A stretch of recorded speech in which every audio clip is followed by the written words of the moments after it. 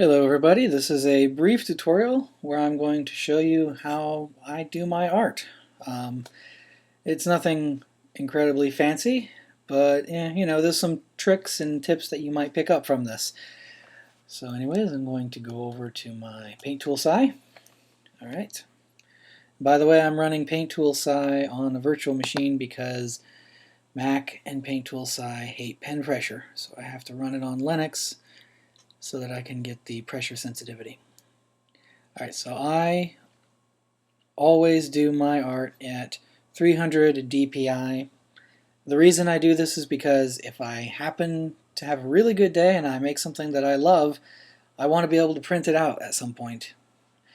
As some of you may have seen that I've done this before, I made little flashcards with my artwork on it for fun. Anyway, so 300 dpi is pretty much where you want to be if you're ever possibly going to print your artwork out. 800 by 800 is just a size I like to work with. Nothing particular about that. Okay, so here we are.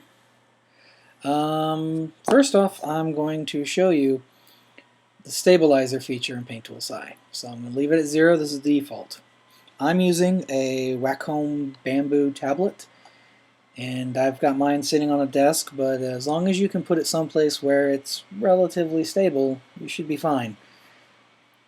Okay, so let me show you an example of the kind of art that I draw if I'm using this. It's pretty shaky, right? And it's kind of hard to see. My hand doesn't really shake that badly. I'm not drawing this during an earthquake or on a train. So here's another cool feature. Over here under the layers, if your layer is selected, with that little eraser, you can just start right over. I love that feature. I use it all the time. Okay, so let's go with a 1025. And let's just do... Alright, this is about as steady as I can make myself do this. With that stabilizer set to 0. Alright, that's not that good. I'm going to erase that, and now I'm going to show you the setting I prefer. I usually like to go with S3. So now, bam, the lines are a lot smoother. When I do this, I'm also pressing as lightly as possible. That way I can play with the thickness. That's pretty hard. That's as hard as I can press right there. I'm also trying to move with my shoulder and my elbow and not my wrist. If my wrist, I get little things like that. But if I want long straight lines, I have to use my shoulder and elbow. Okay. Let's see. Something else that's not quite that basic. Oh yeah, I was gonna go over how I use the layers. Alright, here.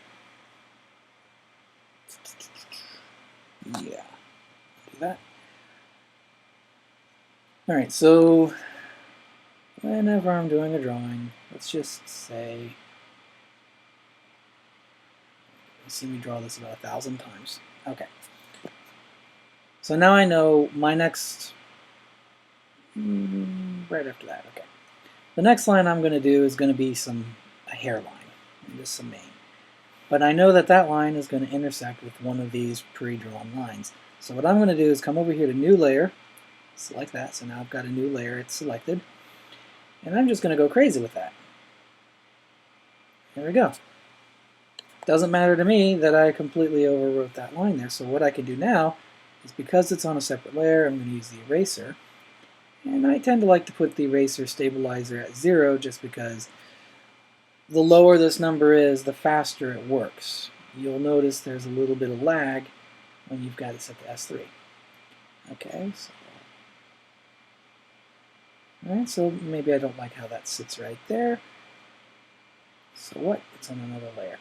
I'll just move that sucker. There we go. I like that. Now that I'm happy with that line, I can go over here, and there's 2 ways to transfer it down. This first one that has the plus arrow in it is just going to transfer your line art down, but leave the layer still here. Let me show you how that goes. Alright, so now the layer is empty, but it still exists. Alright, I'm going to undo that transfer. Okay. Now the second one is got the little scissors on it here. This is going to merge the two layers. I don't like to use this one unless I've completely finished all my line work and I'm just trying to consolidate layers, like consolidating all my line art with all the color layers. I'll do my color on a completely separate layer. But I try not to use this very often. It's useful. You use it whenever you want it. So bam, I do that, and now we've got one layer. So I'm going to undo and just do that. Okay, so for shading, what I like to do is I'll make a layer below my line art. I'm going to pick just a random color. I'll leave it set to 0. And let's see. There are a few ways you can go about shading this. I do a watercolor effect, but I'm not going to show you how to do that here. I'll save that for another one because it's a little more involved. Alright, so now I've got this going. Just make it big.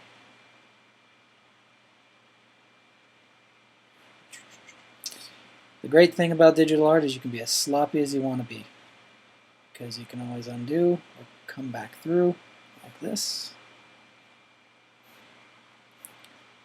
I've got a lot of this programmed onto my tablet, but I'm trying to use the menus so that you can see what I'm actually doing here.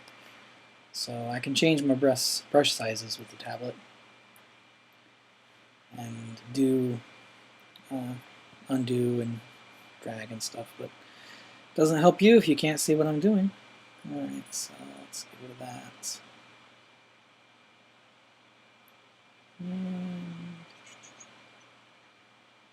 Okay, so now I've got a color layer. This is another great trick. We're creating another layer above it, and while that layer is selected, come up here to select clipping group. Okay, so now anything I draw on this layer, let me pick a darker shade. Okay, anything I draw on this layer will only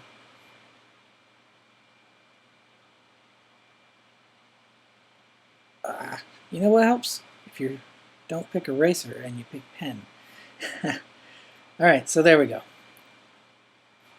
So now I can put some shading in here. And it's not going to draw anywhere that's not colored in on this layer below. That's pretty much it. So yeah, this is an example of when I would use the merge down. Suppose this was great and I was happy with that, I would merge down so that now all my color was on one layer. Otherwise, I don't use it that often. Yeah, that's about it. Hope this helps somebody out there. Anyways, take care. Thank you for your time.